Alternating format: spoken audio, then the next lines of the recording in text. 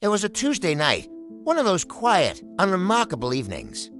I was deep into a coding project, the kind where you lose all track of time. The only sounds were the soft hum of my computer and the rhythmic clicking of my keyboard. Suddenly, I noticed something strange out of the corner of my eye. My mouse cursor, it was moving. All by itself.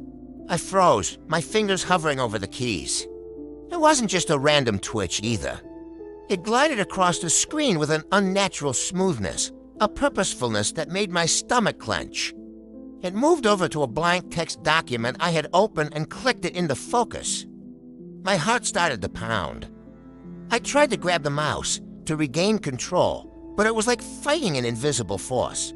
The cursor resisted my every move, then it started typing. Letter by letter, words appeared on the screen, spelled out with chilling precision. ISEYOU, my blood ran cold. Was this a prank? A hacker? I quickly disconnected my computer from the internet. Yanking the Ethernet cable from the wall, the cursor stopped. For a moment, there was just silence. I let out a shaky breath, trying to rationalize it. It had to be a remote access hack, right? Some bored teenager messing with me. But the feeling of being watched didn't go away. It intensified. Crawling up my spine like a spider, I decided to run a full system scan, just to be safe. As the antivirus software began to work, I leaned back in my chair, trying to calm my nerves. That's when it happened again. The cursor darted across the screen. This time, it navigated to my webcam application and opened it. A jolt of pure panic shot through me. The small green light next to the camera lens flickered on, an evil eye staring right at me. My own terrified face stared back from the screen, pale and wide-eyed in the glow of the monitor. But I wasn't alone in the video feed.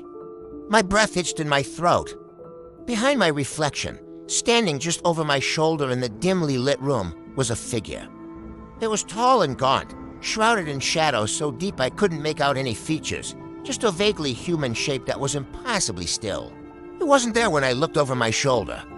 I whipped my head around, my chair squealing in protest. There was nothing. Just the empty space of my room, the familiar posters on the wall, the closed door.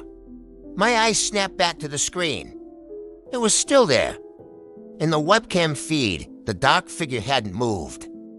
It was just standing there, looming behind me. My heart hammered against my ribs like a trapped bird. How could it be on the screen but not in the room?